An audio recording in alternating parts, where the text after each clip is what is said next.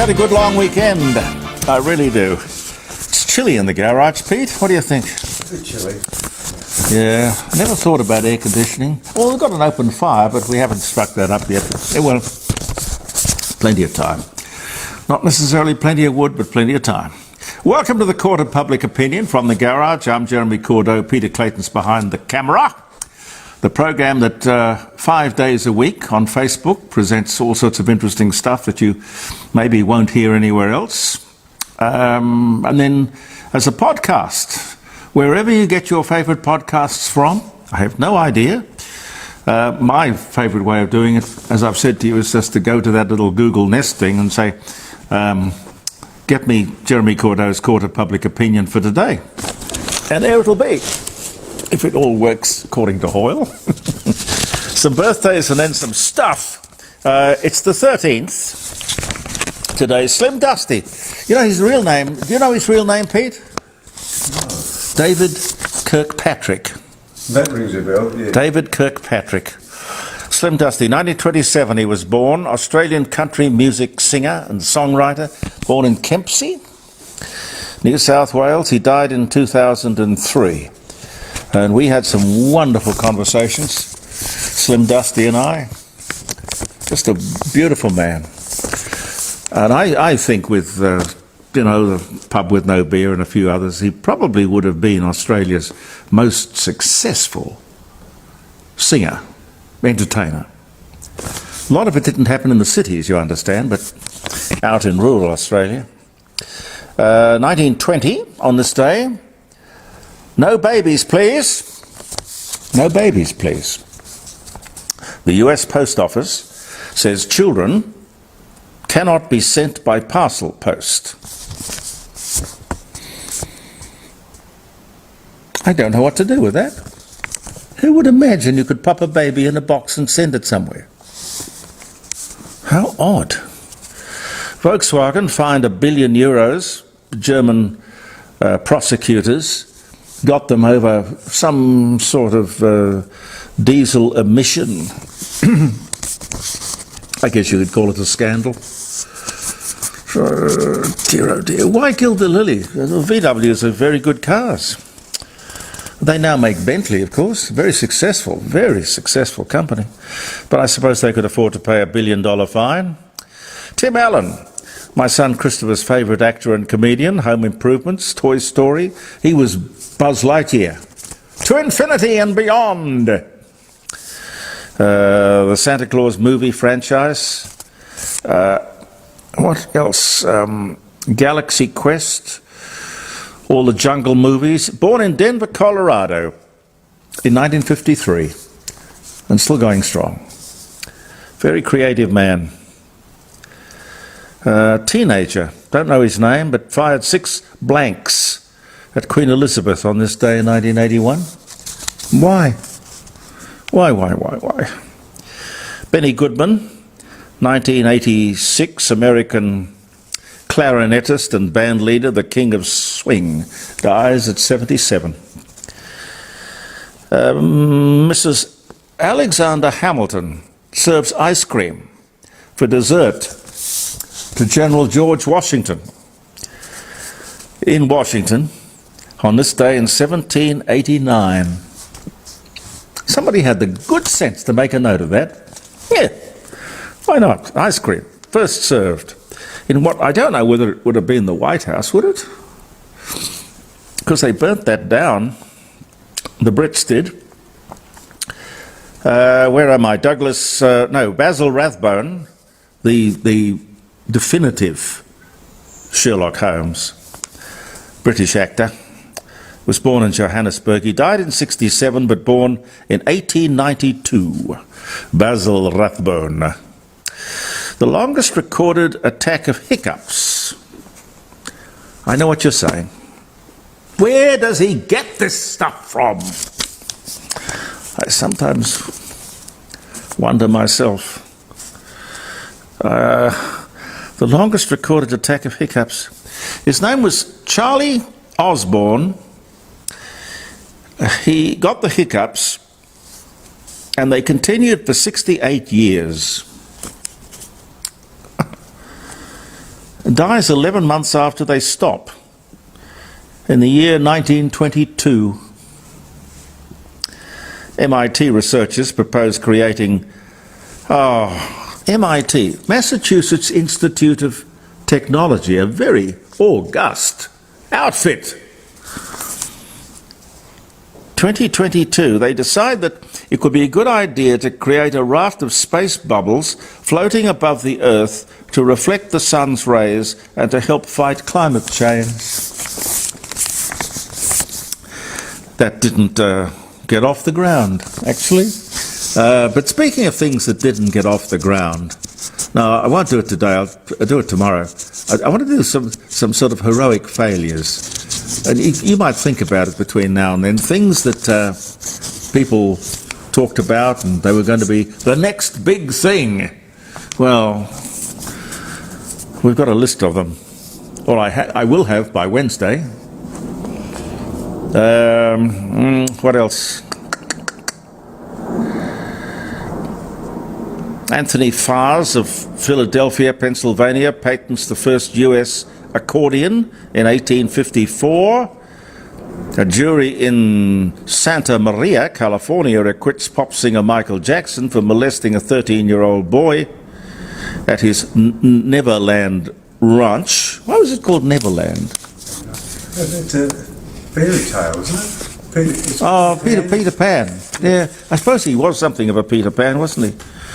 But did he really honestly expect people, a jury to, well, clearly they thought there was reasonable doubt to which he was entitled, but does a grown man get into bed with a 13-year-old boy and not have people ask questions and sometimes something more serious?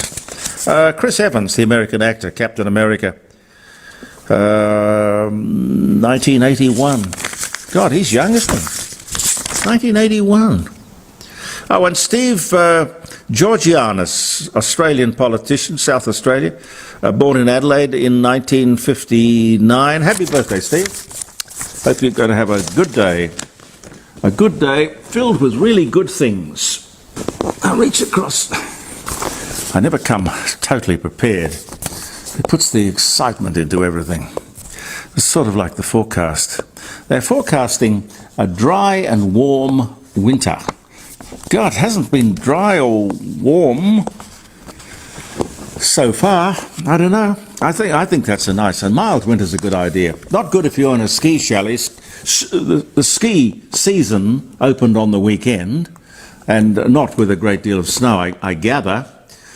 But a nice mild winter. You can't please everybody. Did you hear this little fun fact that we had here in Adelaide something like 64,000 lightning strikes the other day? There was one of those storm cells that swept across the city. Very, very dramatic. You know, I put my head out across the veranda and I looked and I saw all these trees waving and the possums hanging on for dear life. Oh, God. Possums are really tough. And that need to be. Happy birthday to the Women's Weekly. I mustn't forget that. 90 years young. 90 years. You know, there was a time the Women's Weekly personified Australia. I don't know today where it's at, but they still call it the Women's Weekly when it comes out monthly. That's a bit funny. But how an institution like that can lose its way. Something that was such an important part of everyday life can just slip away. And it can happen with newspapers, department stores, magazines, radio stations, politicians. My observation is that it usually happens when ownership or leadership or management changes. Sad. International Gin Day. Do you like gin, Pete? No. I don't think I've ever tasted gin. I think it's made from the juniper berry or something. I don't know. But gin is quite popular. But International Gin Day, also on the weekend. I didn't know there was such a thing as an International Gin Day. Coming out on, Thursday, the employment figures. At the moment, 3.7%. They bounce around, but they should be reasonably good. Still a 40 or 50 year low in terms of unemployment. But the lower that figure, I think we put on 20,000 jobs last month, about. But the lower that unemployment figure, the better the economy, which will put upward pressure on the interest rates. And this that the Reserve Bank is trying to do is a very, very delicate balance. Very delicate. And people are using the R word, the recession word all the time, threatening it. I think they're probably more threatening Philip Lowe, which is grossly unfair. I must find time later in this week to talk about that. This man is doing, in the circumstances, a great job, frankly. But government, of course, has to have someone to blame. Congratulations to all those people who received Orders of Australia for the King's birthday yesterday. Notably, one of my favourite people, Barry Humphries. He got an AC. The author, Tim Winton, and I think it was 950 others in the general division for the first time. Women, more women were nominated than men. And a special mention, Adelaide's Leon Biner, legendary Leon Biner, can stick an OAM after his illustrious name. Now, if you feel that the system, and with every Australia Day or New Year's Day award, there are people who criticise and find fault, and I suppose that just comes with the job. But if you feel that the system has missed out somebody that, in your experience, should have a gong, nominate him or her. I will always be grateful to Jim Jarvis, who years and years ago nominated me, and I ended up with an AM. And it's a wonderful feeling. It's a wonderful feeling. You should, if you think somebody deserves a gong, put him or her up. More revelations about consultants, advisors. Don't know exactly what handle, because when I was growing up, PricewaterhouseCoopers were an accounting firm, but it's a lot more highfalutin these days. Consultants, advisors, PwC, PricewaterhouseCoopers. You know how often that I've grumbled here in the Court of Public Opinion about the high cost of health care, a big component of which is high-tech medical components. You know, pacemakers, prosthetics, knees, hips, nuts, bolts, all kinds of things that we need and somehow are lucky enough for technology to be able to supply. But we find ourselves paying 4 or 5 times what the same thing is sold for overseas. An example is the basic pacemaker, selling in Europe for €1,000. Well, let's call it $1,000. Here, $7,000 or $8,000 for the same product. And this, of course, flows immediately through to make health insurance almost unaffordable. Probably the most expensive health insurance in the world. Now, here's the rub. PricewaterhouseCoopers, PwC, have been walking, it would seem, it is alleged, both sides of the street. Employed, apparently, by the government to advise on what looks like a rip-off, while at the same time employed by the medical appliance industry to better prepare their argument. Now, I wonder if both sides were given the same advice. Now, I'll say it for the 15,000th time, government should not rely on expensive consultants. You've got a public service, for God's sake, a very big one and a very expensive one. Now, you got yourselves into this mess. Don't keep making the same mistakes over and over again. Extraordinary things happening at the moment. The government thinking that we will tax younger Australians to pay for the well-being and care of older Australians. They've just started to realise that the baby boomers are getting older. Yeah, and we're not going away. No, we are getting older. There's a hell of a lot of us. And there just isn't enough money to pay for what's going to be needed, which is aged care. Now, governments don't have a lot of foresight. Keep that in mind. Their thinking is from election to election and from budget to budget. And by the time it's a problem, of course, it's going to be somebody else's problem. I think, honestly, that's how they believe it'll work out. Some talk about a special tax. Oh, no. Well, we can't call it a tax. No. We'll call it a levy. A levy. Much better.